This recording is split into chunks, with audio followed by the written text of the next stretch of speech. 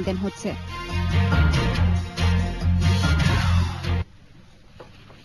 দর্শক, এখন রয়েছে দেশের পুঁজিবাজার পরিস্থিতি নিয়ে বিশেষ আলোচনা।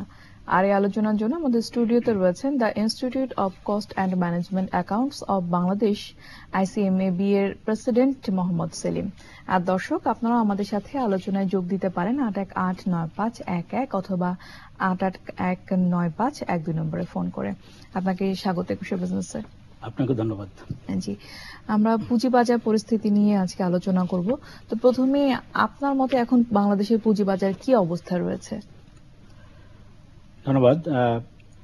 পুঁজিবাজার হলো একটি দেশের অর্থনৈতিক উন্নয়নের প্রধান চালিকা শক্তি, এবং পুঁজিবাজার যত ভালো হবে এবং একটা বীজ যত শক্ত হবে, অর্থনৈতিক বীজ তত শক্ত হবে।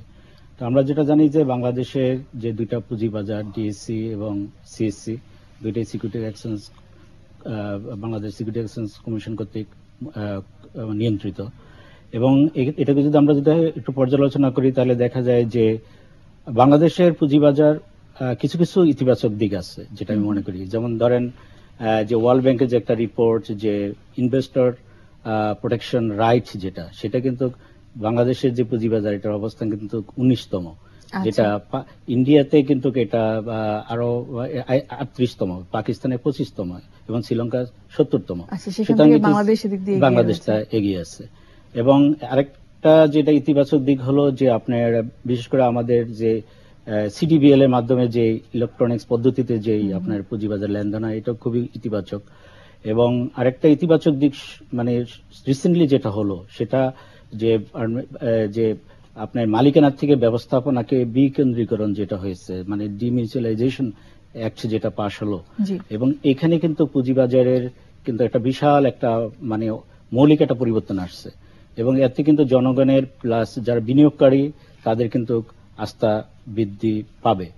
তবে নেতিবাচক যে জিনিসটা হলো, সেটা হলো এখনো কিন্তু পুঁজিবাজারে যেভাবে চাঙ্গা হওয়া উচিত, বা পুঁজিবাজারে যেভাবে বিনিয়োগকারীদের যে আস্থাটা থাকা উচিত, এবং সেই আস্থাটা কিন্তু এখনো সেভাবে আসতেছে না, এবং এটার উপরে কাজ করতে হবে। আচ্ছা, আপনি ডিমিউচুয়ালাইজেশন বলছিলেন, তো এর সাথে আরেকটা বিষয় কিন্তু অনেকদিন ধরে আলোচনা চলে আসছে, যে ফিনান্সিয়াল রিপোর্টিং অ্যাক্ট, এবং নানান মহল থেকে কিন্তু বারবার ফিনান্সিয়াল রিপোর্টিং অ্যাক্টের কথা হলেও কিন্তু মাঝখানে অনেক ঝামেলার কারণে এই রিপোর্টিং অ্যাক্টটি কিন্তু এখন আটকে রয়েছে। তো বলা হয় যে স্বচ্ছতা এবং জবাবদিহিতা বৃদ্ধি পাবে। তো আমরা জানি যে আপনারা গত বুধবার কিন্তু ফিনান্সিয়াল রিপোর্টিং অ্যাক্ট নিয়ে একটি প্রেস কনফারেন্স করেছেন। তো এই প্রেস কনফারেন্সের মূল বিষয়বস্তু আসলে কি ছিল?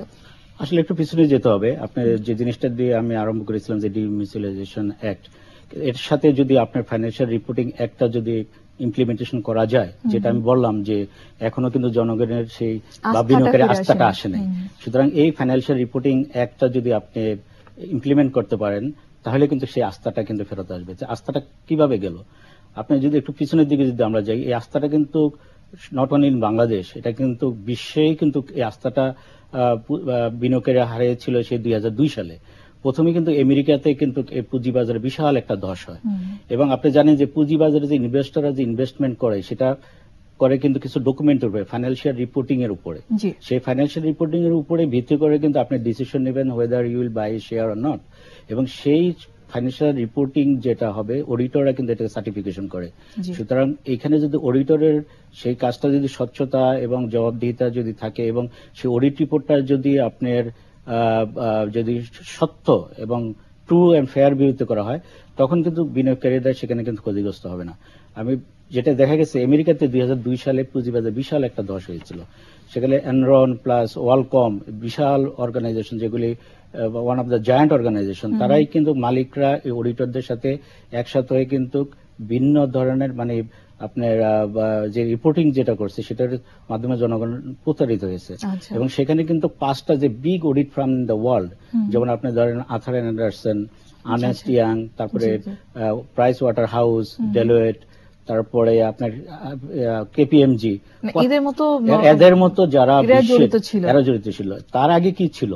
তার আগে ছিল যে আপনার মানে অডিটরদেরকে কিন্তু অডিটরাই মানে নিয়ন্ত্রিত করতো, সেলফ রেগুলেটেড ছিল।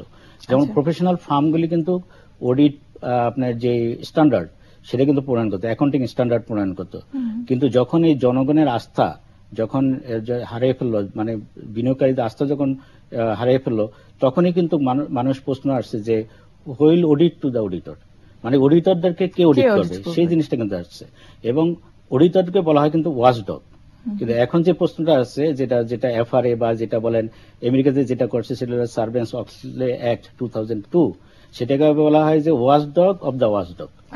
এখন মানে সেটা মানে এখন জটিল হয়ে দাঁড়িয়েছে। এবং America, not only in America, Europe এবং অন্যান্য দেশেও কিন্তু এই ধরনের বিপর্যয় হয়েছে। আচ্ছা, আর ওয়াচডগকে তো ওয়াচডগ দিয়ে ওয়াচ করালে হবে না, এক্ষেত্রে এক্ষেত্রে অন্য কোনো কাউকে দিয়ে, এক্ষেত্রে আমার মনে হয় এই জন্যই যে এফআরএটা, এই জন্যই যে আপনার সার্ভেন্স, এটা এই জন্য যেটা করা হয়েছে যে একটা ইন্ডিপেন্ডেন্ট একটা আপনার ওভারসাইট বোর্ড তৈরি করা হচ্ছে, এবং যার কাজ হবে সে he will monitor the accounting and auditing practice of this profession.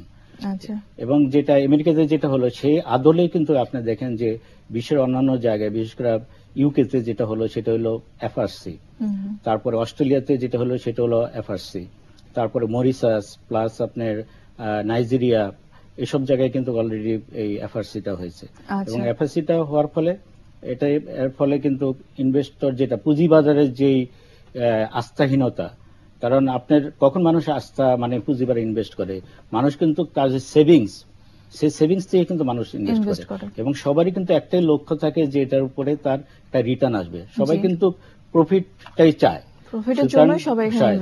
এবং সে এটার উপরে কিন্তু 90% কিন্তু অ্যাকাউন্টিং ইনফরমেশন কিন্তু মানে উপরে তাকে মানে ডিপেন্ড করতে হয়। সুতরাং এই অ্যাকাউন্টিং ইনফরমেশন যদি আপনার সঠিক না থাকে, তাহলে তার সিদ্ধান্তটা তার সঠিক থাকবে না, সে ভুল সিদ্ধান্ত নেবে, এবং সেই ভুল সিদ্ধান্তের ফলে সে ক্ষতিগ্রস্ত হবে। এবং এফআরসির কাজটাই হলো যাতে এই মানে বিনিয়োগকারীদের স্বার্থ যাতে মানে মানে ইয়ে করা যায়, সুরক্ষা করা যায়, সেই জন্য যাতে অডিট ফার্মগুলিকে এবং যে অ্যাকাউন্টিং যে মনিটরিং বোর্ড, এই কাজটাই কিন্তু এফআরসির মাধ্যমে করা হবে, যার ফলে বিনিয়োগকারীরা পুঁজিবাজারে ক্ষতিগ্রস্ত হওয়ার সম্ভাবনা কম থাকবে। আচ্ছা, তাহলে আমরা প্রেস কনফারেন্স নিয়ে কথা বলছিলাম, সেদিন আপনারা কি বলেছেন? সেটা হলো, আপনি জানেন যে আমি যদি আরেকটু পিছনে যাই, এটা 1998 সালে কিন্তু, যদিও আমি বললাম যে 2002-তে আমেরিকাতে রেজিস্টার হয়েছিল, বাংলাদেশে কিন্তু এটা রেজিস্টার হয়েছিল 1998-এ। মাননীয় বর্তমান যে প্রধানমন্ত্রী, উনি সাফা কনফারেন্সে এসেছিলেন, এবং SAFA is the South Asian Federation accountant, এবং আইসিএমএবি, তখন আমরা সাফা মানে বোর্ডের চেয়ার মানে আমরা প্রেসিডেন্ট ছিলাম, এবং আমাদের উদ্যোগে ছাপাটা হয়েছিল। এবং সেখানে কিন্তু বিনিয়োগকারীদের আস্থাহীনতার কথাটা কিন্তু সেখানে আছে, এবং পরিচ্ছন্ন এবং স্বচ্ছ মানে অ্যাকাউন্টিং মনিটরিং বোর্ড করার জন্য একটা কেন্দ্রীয় স্বতন্ত্র বোর্ড করার জন্য কিন্তু মাননীয় প্রধানমন্ত্রী তখন কিন্তু দিক নির্দেশ, সেই সময় 98, এবং সেটি আমরা কিন্তু বাংলাদেশে অনেক আগে স্টার্ট হয়েছিল।